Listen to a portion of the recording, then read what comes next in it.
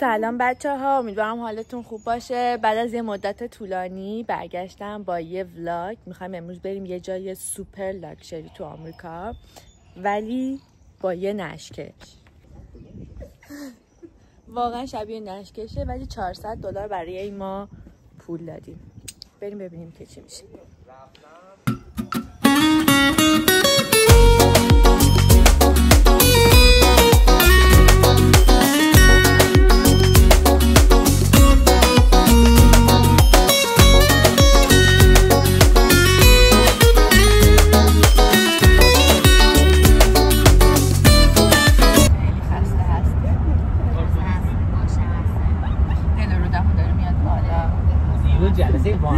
خب بچه ها، ما اومدیم یه جا وایستادیم که کافی بخوریم. هممون انقدر خوابمون میاد و گشنمونه. صبح فقط بیدار شدیم آماده شدیم بریم. حالا بریم که کافیمون رو بگیریم.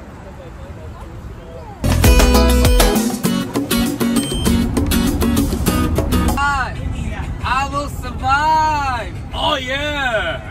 راننده پیشم. آقا این مقصد نمیرسیم ایران. ببخشید دلفین میگیره.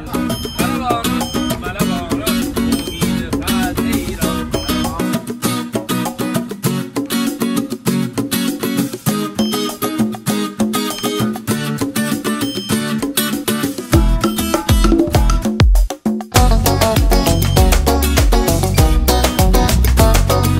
خب ما رسیدیم تو کشتی، تو فری.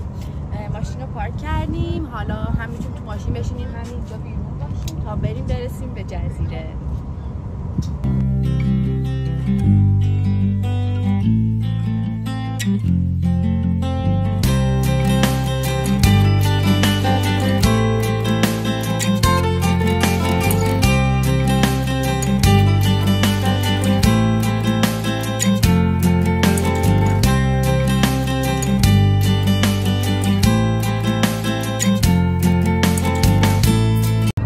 داریم قیمت خونه ها رو میبینیم، به طرز عجیبی بالاه. مثلا 12.5 میلیون ویلاهایی که لب آبه، 14 میلیون.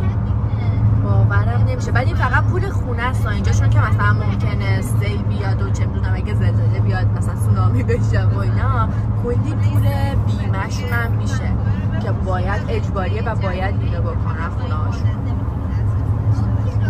اولی ماشین اولی میخوایم بچه ها، شاید باورتون نشه ولی این خانوم نیست آقاه، چه موقع خفنی داره.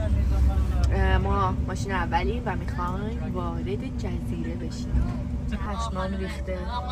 باورتون میشه این پسره و زن نیست.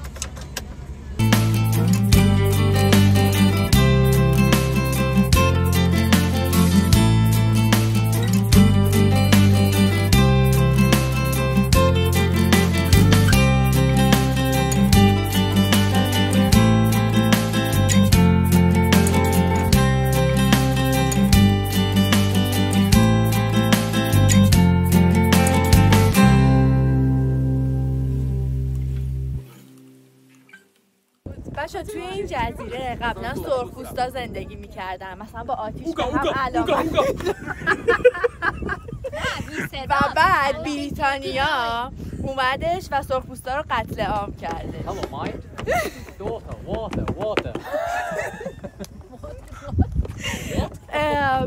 و اینجا کلا خیلی جای گرونیه.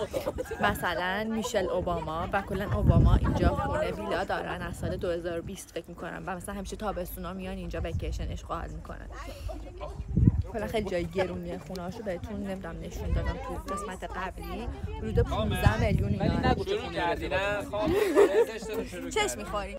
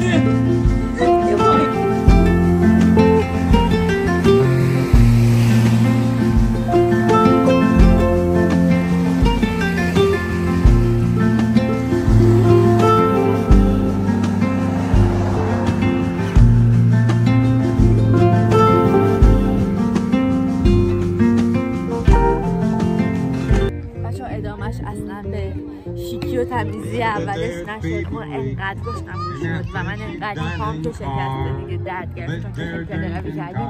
از جایی به بعد من کلا آف شدم دیگه. الان خدا رو شکر داریم میریم دوباره سمت فری که بریم سوار ماشینمون شیم برگردیم بریم خونه‌مون. واقعا خیلی خسته شدیم. ما از 9 صبح تو جاده‌ایم و بیرونیم و داریم راه میریم، ولی واقعا تجربه باحالی بود. اگه این سمت ها هستین حتما مارتز وینیارد رو بیاین. What if the free made from the prison?